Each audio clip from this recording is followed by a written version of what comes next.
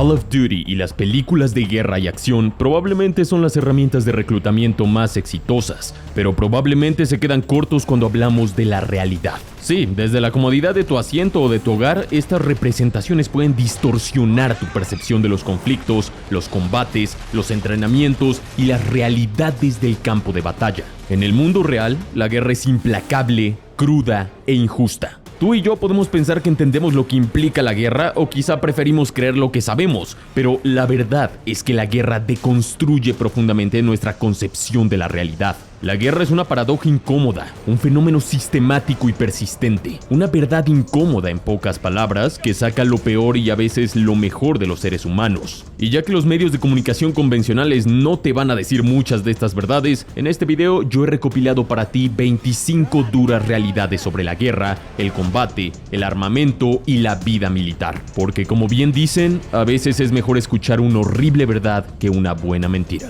Te habla Jorge Rojas. Bienvenido a Armapedia.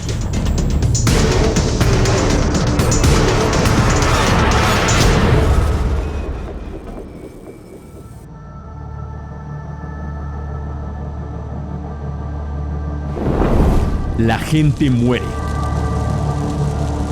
Parezco un imbécil diciendo esto, lo sé, pero es que de verdad, a veces a la gente se le olvida esto sobre la guerra. Esperan que sea una película de Disney donde no hay sangre y nadie pierde la vida de maneras terribles, donde todos pueden regresar a casa y dormir en su cama tranquilamente. Pero la primera realidad de la guerra es sí, la gente morirá. No tranquila y limpiamente en sus camas, sino ruidosa y terriblemente, muchas veces sufriendo en el campo de batalla. Algunos serán inocentes y otros serán blancos militares legítimos, aunque queramos pensar que no. Así es la guerra. La muerte en la guerra, además, es intencionada. Te envían a matar a otros y a ellos los envían a matarte a ti. Eres una estadística. Los comandantes saben que deben enviar gente a la muerte y aunque no gasten sus recursos a la ligera, optarán por hacerlo si se puede ganar suficiente terreno u objetivos militares. Y esto aplica en absolutamente todos los ejércitos. Ir a la guerra es enfrentarse a la muerte todos los días, a tu alrededor, mirándote fijamente sin pestañear a los ojos. Y ya que te gustan tanto las películas de Hollywood, una de las pocas que sí retrata crudamente esto es la película de Fury, así que si no te queda claro, vela. El entrenamiento no dura 10 minutos. En los videojuegos el entrenamiento militar suele durar 10 o 20 minutos, incluso puedes saltártelo, pero en la vida real no es así. Este es exhaustivo y obligatorio y dura de varias semanas a varios meses y en algunos casos incluso años antes de que pueda ser desplegado a zonas en guerra. Muchos, incluso con el deseo de hacerlo, jamás serán enviados. Sin embargo, también está el tema de que grupos y ejércitos mandan a soldados sin ninguna experiencia al combate. Y básicamente, sin el suficiente y necesario entrenamiento, te conviertes en un pequeño animal indefenso que va a ser cazado. También el entrenamiento no es solo disparar y hacer cosas cool que vemos en películas militares. Implica cosas como aprender las reglas de combate, terminología e incluso cosas que considerarías aburridas como tender tu cama, hacer papeleo, hacer tareas de aseo o llevar el uniforme correctamente. Muchas veces disparas sin ver a qué le disparas. Esto no solo aplica para grupos insurgentes, hombres de terror, rebeldes, guerrilleros, narcos o militares que no han sido bien entrenados. También aplica para soldados profesionales. En muchos combates, en pleno siglo XXI, la mayoría de los que se tiran balas suelen no ver exactamente a qué le disparan. Si eres observador y has visto videos de combates, probablemente me entiendas mejor en esto. Este fenómeno, que puede ser difícil de entender para quienes están fuera del ámbito militar y de seguridad, es común debido a la naturaleza rápida y dinámica de los enfrentamientos modernos. Los combates suelen desarrollarse en entornos urbanos densamente poblados o en terrenos complejos como junglas y montañas, donde los edificios, la vegetación y las condiciones del clima pueden bloquear la vista. Además, hay algo llamado fuego de supresión, que es básicamente tirar hacia donde se cree que se encuentra el enemigo para, en el mejor de los casos, este se cubra para evitar tus balas y te dé tiempo a ti o a tus compañeros de moverse. Pero este fuego de supresión suele ser completamente aleatorio y sin ver directamente al enemigo. Además, otro aspecto importantísimo a mencionar es que muchos enfrentamientos armados suelen darse a cientos y cientos de metros de distancia. Por ejemplo, se registró que durante la guerra de Afganistán, los combates entre talibanes y soldados de infantería estadounidenses solían darse en un rango de entre entre 100 a 300 metros. Y esto mismo aplica en muchos combates modernos, como por ejemplo el de la guerra de Ucrania.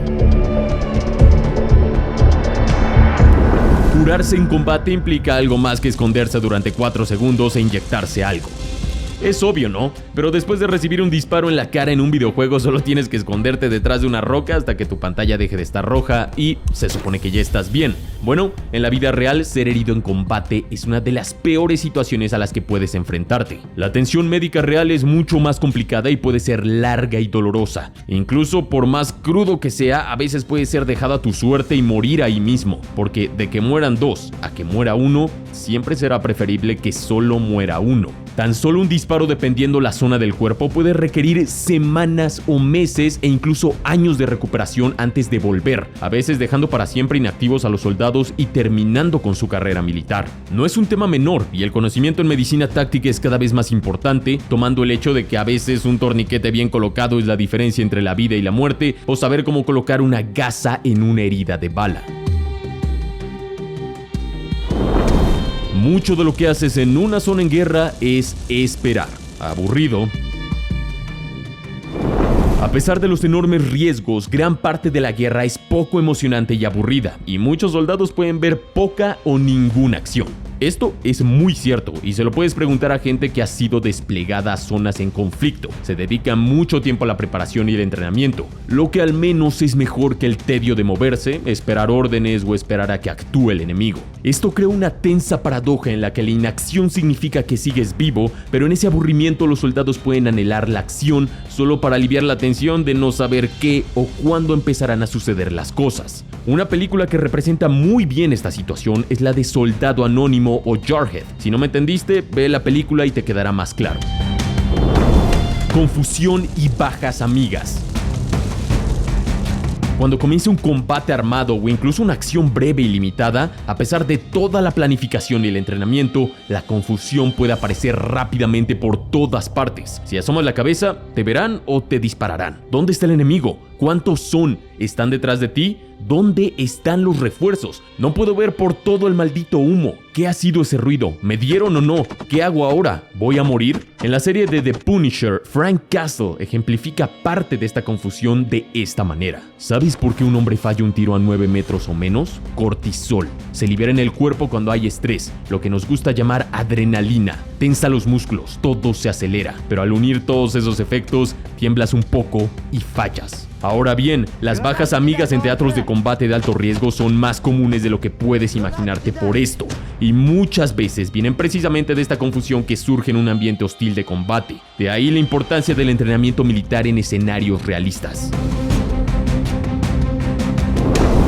El impacto psicológico prolongado. El costo psicológico de la guerra es algo que casi nunca se toca y no es exclusivo de países de Estados Unidos como pintan las películas. Incluso en Colombia y México, con problemas de seguridad muy graves dentro de sus fronteras, los soldados y policías que combaten al crimen pueden sufrir estrés postraumático. Básicamente, la guerra no termina cuando el soldado regresa a casa. Muchos veteranos enfrentan trastornos de estrés postraumático o TEPT, depresión, ansiedad y otros problemas de salud mental durante años o incluso décadas después de su servicio. Y no esperes que un militar o un policía te lo diga, y no lo preguntes siendo civil a menos que ellos te lo quieran contar, porque es de mal gusto. El TEPT es un problema bastante complejo del cual hablaremos en otros videos. La artillería te despedaza y sigue siendo el rey de la batalla. A menudo se piensa que la artillería es un arma de la antigüedad, e incluso algunos piensan que es inútil o anticuada. Nada más lejos de la realidad, mi hermano. Hoy por hoy, sabemos que la artillería no solo sigue siendo increíblemente efectiva en la guerra convencional y la guerra simétrica incluso, sino que es verdaderamente terrorífica. Este tipo de armas tiene la capacidad de destrozar a un humano, en el sentido literal de la palabra. Y ni siquiera tiene que ser un impacto directo. La sola onda expansiva de la artillería o un mortero es capaz de destrozar por dentro a un humano, básicamente hacerle off de una manera brutal. La guerra entre Rusia y Ucrania nos ha dejado claro el tema de la artillería. Te dejo un video hablando de este tema en detalle en la descripción. Las familias sufren.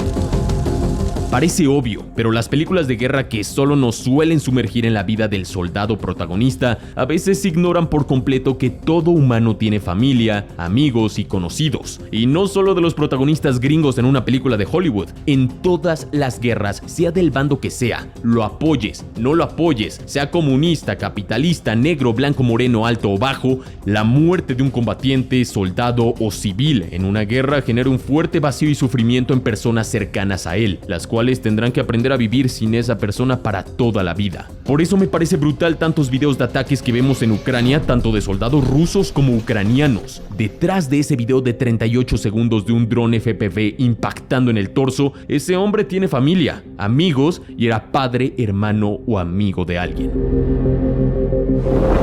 Los drones cambiaron las reglas de la guerra para siempre.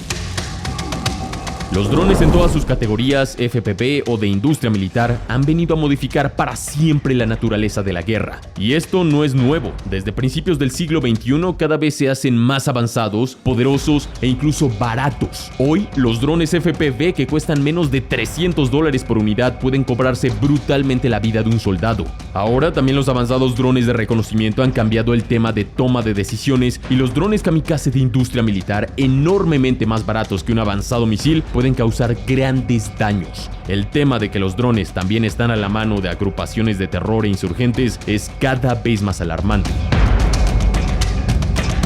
La industria de la defensa y armamento genera desarrollo y millones a los países.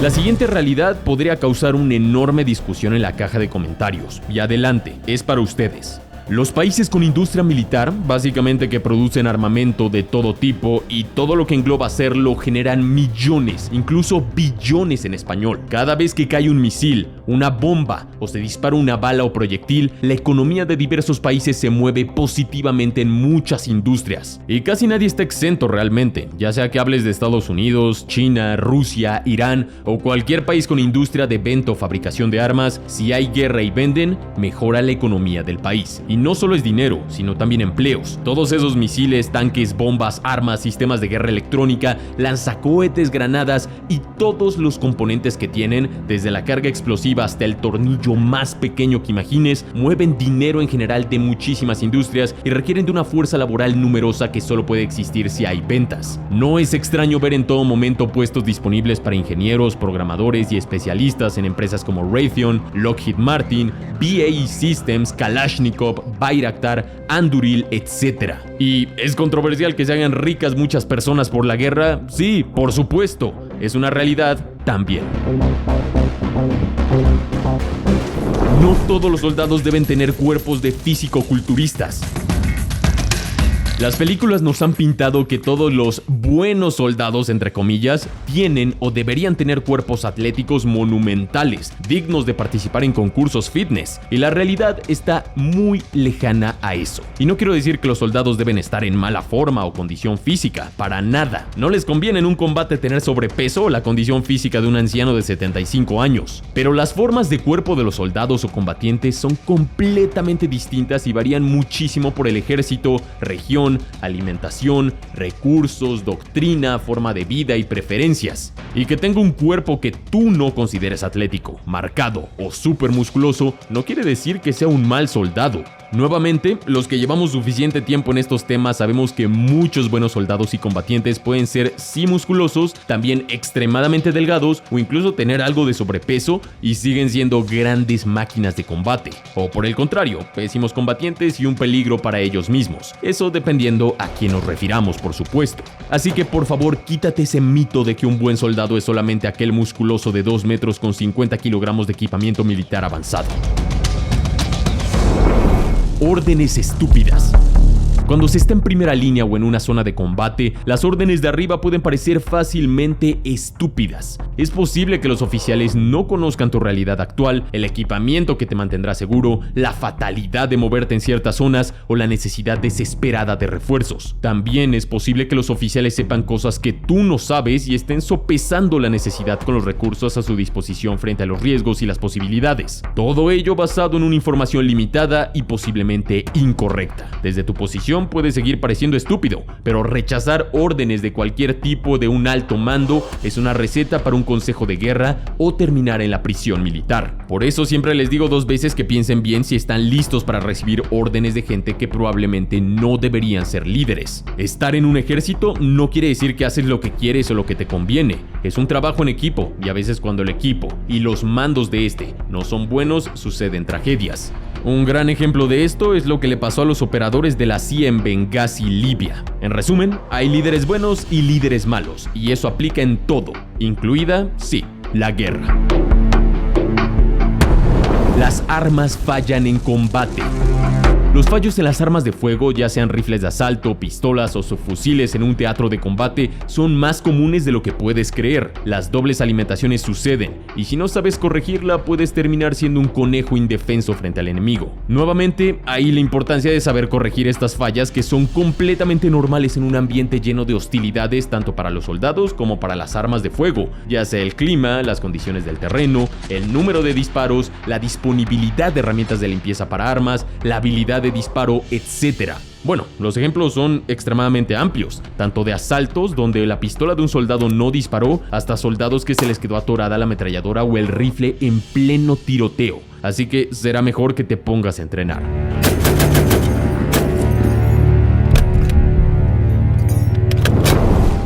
La guerra urbana se cobra más vidas civiles que vidas militares. Esto que voy a decir es fuerte, y no me importa que no quieras creerlo o meter política en esto, pero desde hace más de un siglo, la guerra urbana tiene un impacto catastrófico en la población civil y plantea graves problemas jurídicos y operativos. En las ciudades donde reside actualmente más del 55% de la población mundial, los civiles representan del 70 al 90% de las víctimas durante la guerra urbana. En resumen, la guerra urbana es letal para los civiles, y no puede esconderse ese dato. Las bajas civiles suelen ser altas debido a la densidad de la población. Además, el impacto psicológico en los combatientes y civiles es profundo, con traumas que perduran mucho tiempo después del fin del conflicto. La destrucción de viviendas, hospitales, escuelas y servicios básicos afecta a la sociedad a nivel fundamental, creando crisis humanitarias a menudo difíciles de resolver. Y podrías decir que son crímenes de guerra y muy probablemente tengas razón en algunas ocasiones, tal vez no. Pero lo importante aquí es esa premisa. La guerra urbana es brutal para la población civil, ya sea en Gaza, en Bakhmut, en Marawi, en Fallujah o en cualquier zona de combate urbano. El miedo es normal y bastante necesario. La gente quiere creer que un buen soldado es aquel que no siente ni una pizca de miedo. Esto es completamente falso. El miedo en una situación de combate es bastante normal e incluso en algunos casos controlados muy positivo. El miedo te permite actuar de manera más consciente y analizada. No necesariamente el miedo paraliza a una persona. Y puedes ver a personas que parece que no actúan con miedo, pero lo tienen. Si algún día te encuentras en un combate con alguien que no tiene ni una pizca de miedo, eso probablemente sería un enorme problema que puede poner en riesgo su vida y la de sus compañeros. Es cierto, la línea entre un miedo que te paraliza y un miedo que te hace actuar inteligentemente es muy pero que muy delgada. Y justo el entrenamiento sirve para que haya más chances de controlarlo. Para que te des un ejemplo, más de 2/3 de los galardonados con la estrella de plata estadounidense declararon sentir miedo a medida que avanzaba la batalla. Los síntomas más comunes del miedo son temblores violentos, pérdida del control de la vejiga, sensación de debilidad, sudores fríos y vómitos. Ningún soldado sabe cómo reaccionará o actuará en combate hasta que llegue el momento. Un militar no sabe todo sobre armas y no siempre dispara bien. Ok, existe una creencia bastante extendida, especialmente en países latinoamericanos, que asume que todos los militares o exmilitares son expertos en armamento, tácticas, operaciones y combate, o que dispararán con la precisión de un personaje de película como John Wick. Sin embargo, la realidad no siempre es así, Y créeme, no es por criticar a los militares o los policías, la mitad de mis amigos son militares o policías activos o retirados, pero en un análisis más amplio es evidente que las Fuerzas Armadas están compuestas por individuos con especializaciones muy diversas. Algunos soldados, por ejemplo, raramente han manejado un arma de fuego, mientras que otros pasan la mayoría de su tiempo en combate activo y disparando. Igual es un tema de preferencias, habrá militares que no les importa en absoluto obtener habilidades en combate o con armas porque no están asignados a tareas en ello, y habrá otros que sí. Como puedes ver, es un tema complejo. Además, muchos de los mejores tiradores e instructores de tiro en el mundo no son militares o exmilitares, sino civiles. Aunque te pueda parecer sorprendente, esto no se trata de una competencia entre civiles y militares sobre quién sabe más o quién sabe menos, sino más bien de diferencias en entrenamiento, asimilación de técnicas, mediciones y resultados. Las armas de fuego, aunque son una herramienta base de toda fuerza armada, no quiere decir que sean exclusivas para ellos o un sinónimo. La logística es aburrida, pero importantísima. Cuando quiero hablarles de logística militar, muchos sienten que es un tema muy aburrido, porque la acción es casi nula. ¿A qué me refiero con logística militar? Bueno, a que un ejército se pueda suministrar de munición, provisiones, comida, equipamiento, recursos y personal eficientemente en un teatro de guerra. Lo que podríamos decir estar cubierto. Hoy por hoy, nos hemos dado cuenta que un ejército que no tiene una buena línea de logística y suministros puede sufrir bajas y derrotas durísimas en sus filas. Al principio de la guerra en Ucrania en 2022, Rusia cometió muchísimos errores en este aspecto en un frente de batalla de más de 1000 kilómetros. Eso les costó mucho. Pero cuando entendieron lo que tenían que corregir en su línea logística para que nunca les faltara una bala, un tanque, un misil o un proyectil de artillería o incluso un soldado, es cuando comenzaron a hacer los avances más significativos contra las Fuerzas Armadas ucranianas. Así de importante es este tema de la logística militar. Estar en una emboscada es más peligroso de lo que crees. Por las películas a la gente le gusta creer que puede salir de una emboscada al más puro estilo John Wick o Jason Bourne, salir ileso y cargarte a 10 cabrones más. Bueno, en la realidad las emboscadas son una de las tácticas más efectivas que existen y son muy pocos los soldados que han salido vivos o ilesos de una emboscada bien planificada. En realidad, si estás en una emboscada, las probabilidades de sobrevivir son mínimas, incluso usando un chaleco antibalas y equipo de protección. Hice un video sobre este tema en detalle, así que te recomiendo mucho verlo para entender en detalle a qué me refiero con esta realidad. Muchos soldados usan drogas en el campo de batalla. Aquí no quiero generalizar, pero sí, muchos soldados usan drogas durante despliegues o misiones de combate, a veces durante estas o en sus momentos de descanso, y el alcohol y cigarros de tabaco también cuentan en esta premisa, pero también otras. Y no lo digo por criticarlos, me es indiferente, pero lo menciono para que lo sepas, y es que raramente verás en medios formales o convencionales que estén presentando a los soldados de esa manera consumiendo sustancias. Pero quien ha estado lo suficientemente adentro de este ámbito de guerras y combate y tiene amigos que sirvieron, entiende que muchos soldados necesitan desconectarse de los momentos tan brutales, desoladores y sensibles que pueden llegar a ver, y como en la vida civil las sustancias sean legales o no suelen ser una forma de escapar, aunque sea por un momento de esto. Que si a mí me agrada esto o no, creo que es completamente irrelevante, pero real. Los alemanes lo hicieron con Pervitin, una metanfetamina durante la Segunda Guerra Mundial, y los soldados rusos y ucranianos con otras sustancias en la actual guerra. Esto solo por dar algunos ejemplos, pero en conflictos en prácticamente todos los continentes, muchos soldados usan drogas. Cualquiera que te diga que en un complejo teatro de operaciones bélicas nadie consume algo, te está mintiendo o no sabe las realidades del campo de batalla. El CQB es más complejo y arriesgado de lo que crees. Por películas, videojuegos e incluso algunos instructores de tiro, pensamos que el CQB, CQC o combate en espacios cerrados es lo mejor y que su práctica constante garantiza el éxito de una misión. Bueno, mi hermano, nada más lejano de la realidad. El CQB es uno de los tipos de operaciones más peligrosos que existen. Esto debido a la enorme cantidad de variables que se manejan en un espacio reducido y el escaso tiempo de reacción disponible. Y si no me crees a mí, puedes preguntarle a soldados y policías que sí lo han vivido vivido en carne propia. Ellos son mis mejores testigos de esta realidad. En operaciones militares o policiales, cuanto más se puede evitar el ingreso a un edificio con un equipo, mejor. Por esta razón, son pocas las unidades militares o policiales que están verdaderamente capacitadas para llevar a cabo tareas de CQB. Y aunque estén 100% preparados y conozcan todos los procedimientos, eso no garantiza su supervivencia. El CQB, claro, es necesario y ha funcionado en muchas ocasiones. Hay operaciones de fuerzas especiales basadas en CQB que han sido muy exitosas. Ahí está como ejemplo la operación Nimrod en Londres o la operación Chavín de Huántar en Perú. Pero idealizar al CQB como la mejor opción o suponer que aquellos que la practican son invulnerables a las balas enemigas por el simple hecho de practicar mucho sería minimizar su peligrosidad a niveles alarmantes. Los explosivos escondidos, los combatientes preparados detrás de una puerta u otro tipo de amenazas son constantes en el CQB. La inteligencia militar juega un rol fundamental entre vivir o morir. Esto no es algo exclusivo de la guerra moderna. Ha jugado un papel fundamental desde los principios en que los humanos se matan unos a otros. La información sobre las posiciones, movimientos y capacidades del enemigo es crítica. Los errores de inteligencia pueden llevar a emboscadas, fracasos en las misiones, baja moral y bajas completamente innecesarias. Si las ramas de inteligencia militar de un ejército no hacen bien su trabajo, eso les va a costar muchísimos recursos materiales y humanos. Y la historia aquí es nuestro testigo. Las fuerzas especiales no son para solucionar todo.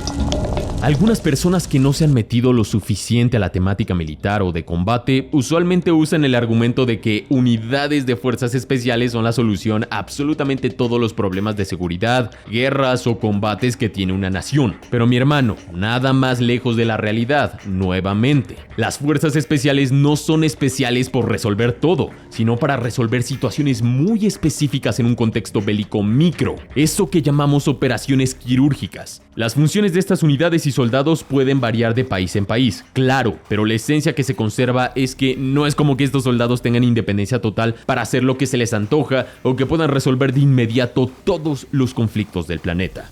No funciona así. El clima y terreno pueden cambiar el desenlace de una guerra o un combate.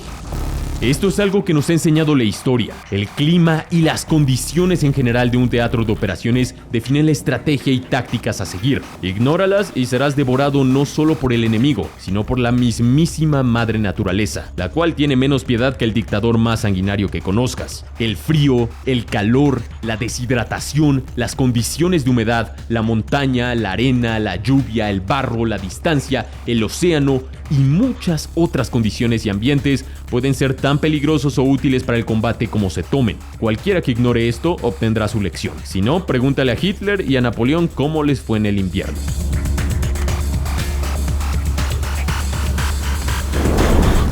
El rol de la suerte. Por último, dejé esta realidad.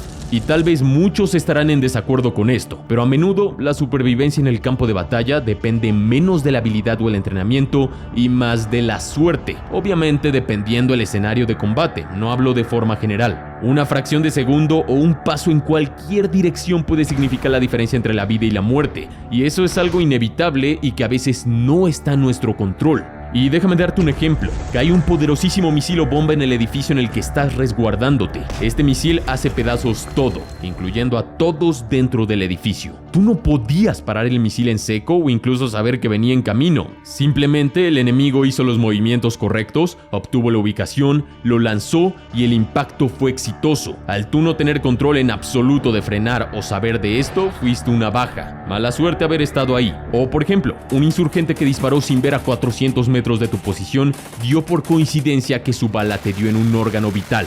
No fue por su habilidad con el rifle, un tema de estadísticas y probabilidades en sus disparos. Simple. Así que como ves, no importa si eres un super soldado de fuerzas especiales o un soldado regular. A veces la suerte juega un papel importante en la complejidad de un conflicto armado moderno. Y eso es algo que es difícil de digerir.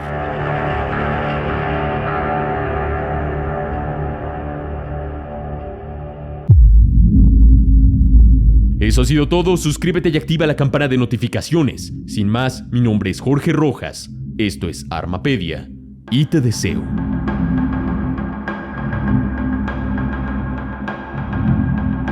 excelente día.